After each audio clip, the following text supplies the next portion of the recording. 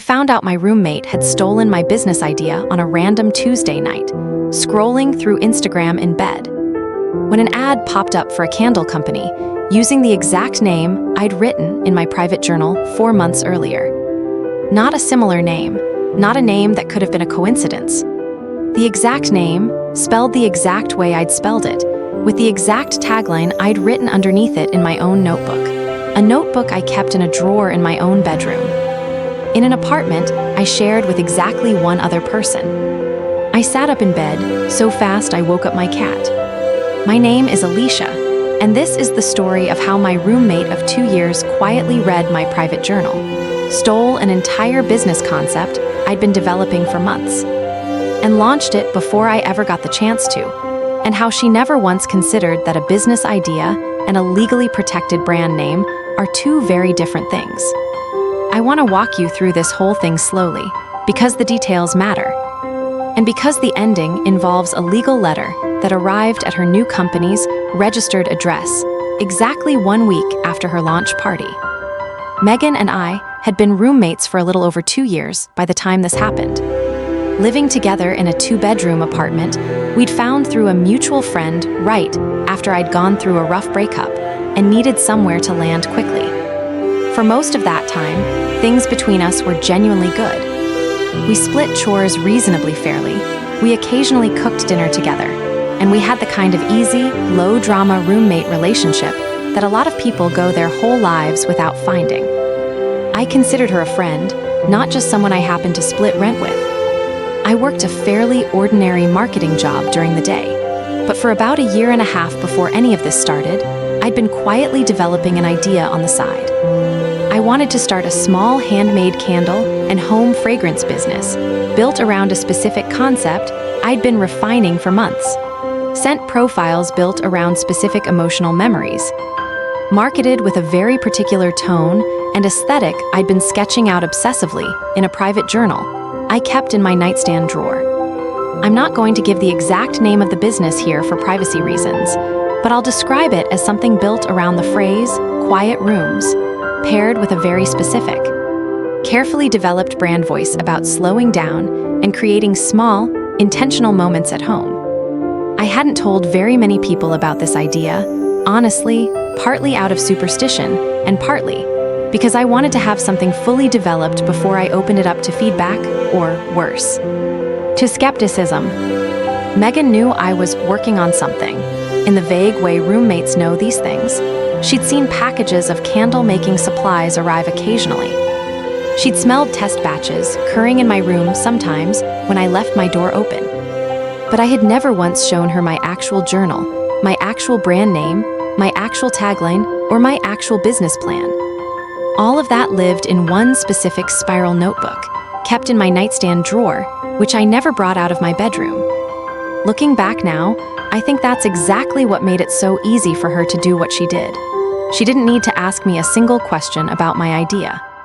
She just needed access to a room I trusted her enough to never think twice about. The Instagram ad that stopped me cold that Tuesday night was for a candle company using not just the same name, but the same tagline, the same soft, intentional brand voice, the same emotional memory scent concept I'd spent the better part of 1 year developing. For a moment, my brain tried to construct an innocent explanation. Maybe it was a strange coincidence. Maybe some universal, obvious idea had simply occurred to 2 people independently, the way ideas sometimes do. Then I clicked through to the company's website, and I saw the About page, and I saw a photo of Megan standing in front of a small table of candles at what was clearly a launch event. Smiling in a way I recognized instantly, because I'd seen that exact smile across the kitchen table for me 100 times over the past 2 years. I sat there in bed for a long time, just staring at that photo, feeling something shift from confusion into a very specific, very cold kind of clarity. She hadn't just taken a vague general idea. She had taken my exact language, developed over months, sitting in a private notebook in my own bedroom, and she had never once mentioned any of it to me directly. I want to be honest about something here, because I think it's important context for everything that follows. My first instinct, sitting in bed that night, was to march down the hallway immediately and confront her. I didn't do that.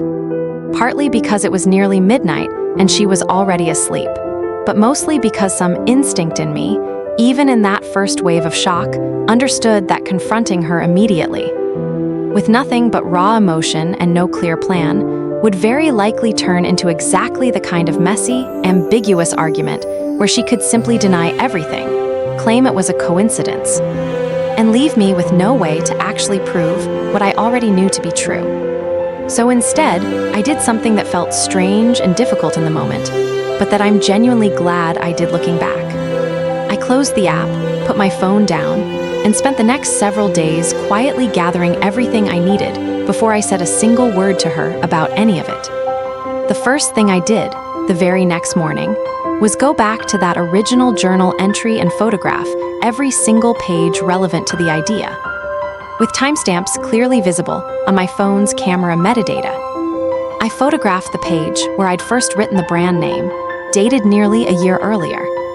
I photographed pages where I'd developed the tagline through multiple drafts, crossing out earlier versions before landing on the final one. I photographed my early sketches of the logo concept, my notes on target customers, my draft product descriptions.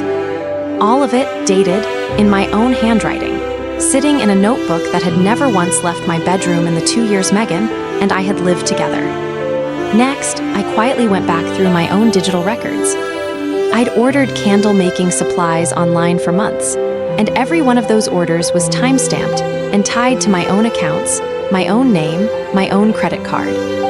I pulled together a full timeline when I'd started testing scent combinations, when I'd registered a business email address for myself using the exact brand name months before Megan's company had ever appeared publicly, when I'd even reached out, briefly, to a small local boutique about potentially carrying my products once I was ready to launch, an email exchange that still sat in my sent folder with a clear date on it. That last detail turned out to matter more than almost anything else, because in doing a little more digging over the following days, I discovered something that made my stomach drop even further.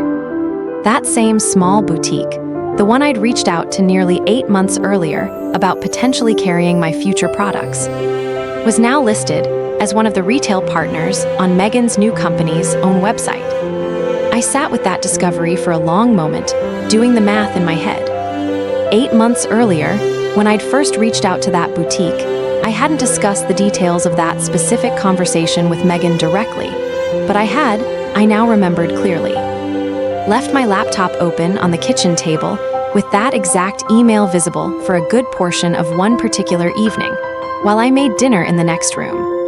I couldn't prove with certainty that this was the exact moment she'd first learned the boutique's name, but the timeline was, at minimum, deeply suspicious. Once I understood the actual name of her registered business, something else occurred to me, something I hadn't thought about at all in that first wave of shock and hurt.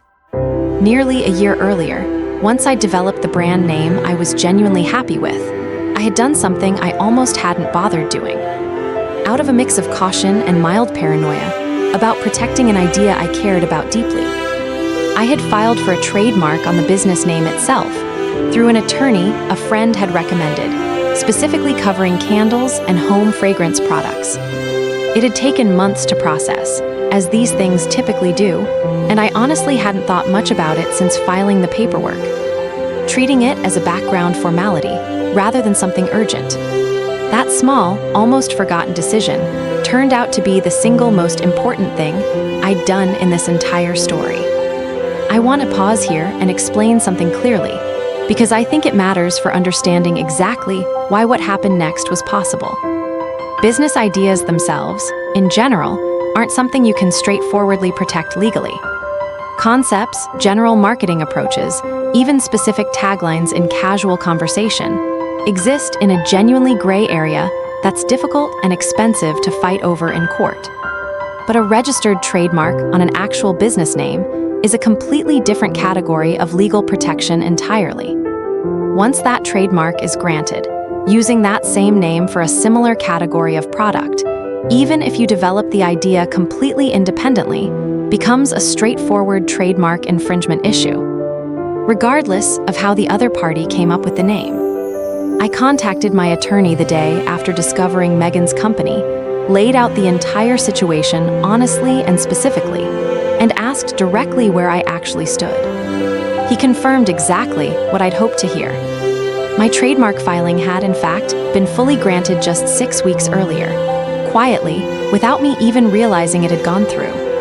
Since I'd been so consumed with my day job that I'd barely checked my email from the attorney's office in weeks.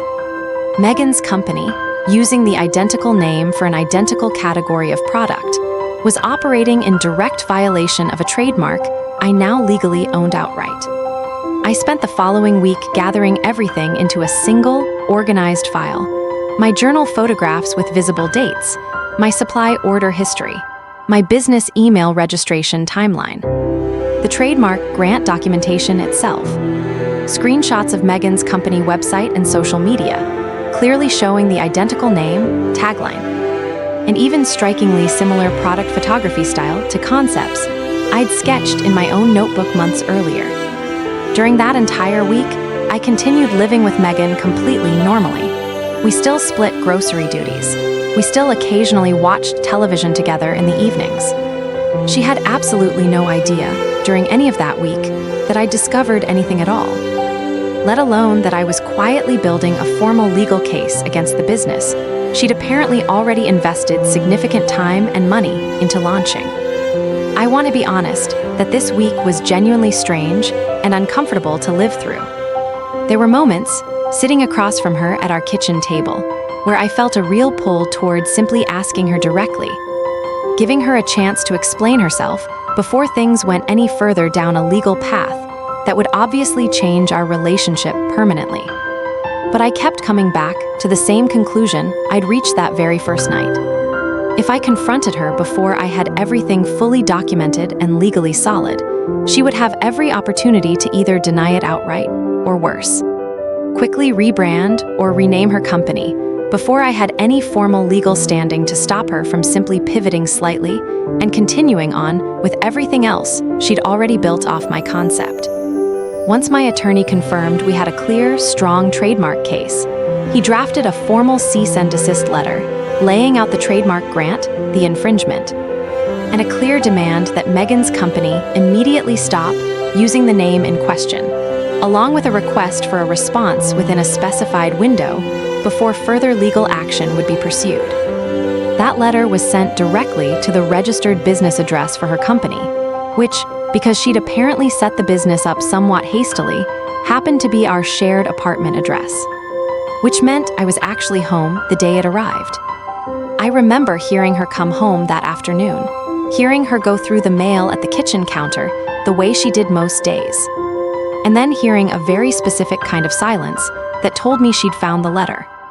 I stayed in my room, deliberately, giving her space to read it fully and privately before anything happened between us directly. About 20 minutes later, she knocked on my bedroom door, and when I opened it, her face told me everything before she said a single word. She was holding the letter, her hands slightly shaking, and she asked me, in a voice that had lost all of its usual confidence, whether I had sent this. I told her the truth. Yes. I'd found her company through an Instagram ad. I'd recognized my own journal entries, word for word, months of work I'd never shown her. I'd discovered the boutique relationship that lined up exactly with an email she'd had every opportunity to see open on my laptop one particular evening. And once I'd discovered all of that, I'd simply done what I was legally entitled to do, protecting a name I had already, quietly, fully trademarked before her company had ever launched publicly. Her first reaction was denial, insisting she'd genuinely come up with the name independently, that it was simply a coincidence. That plenty of small businesses land on similar concepts without any wrongdoing involved. I let her finish. Then I asked her directly to explain the tagline, word for word identical to a version I'd specifically drafted and crossed out 3 different times in my own notebook before landing on that exact final phrasing. A phrasing she would have had no conceivable way to arrive at independently, character for character. She didn't have an answer for that, not a real one. Her second attempt shifted into something softer, an appeal to the 2 years we'd lived together, the friendship underneath all of it. Asking whether we couldn't simply figure something out between us rather than involving lawyers and formal legal letters at all. I told her, as calmly as I could manage in that moment, that I would have been completely open to a conversation, even a difficult one. If she had come to me honestly at any point over the past several months and said something like, "I love this concept, would you ever consider a partnership? Or would you mind if I built something similar?" That conversation, uncomfortable as it might have been, would have at least respected the fact that the idea had come from me. Instead, she had quietly gone through my private journal, taken my exact language without ever asking, and built an entire company around it without a single word to me directly. Only stopping now, because a legal letter had finally forced the conversation, she deliberately avoided having honestly from the very beginning. She moved out of our apartment within the month, which honestly felt like the only realistic outcome once something like this had happened between two people who'd have to keep sharing a kitchen otherwise. The legal process that followed took a few more months to fully resolve.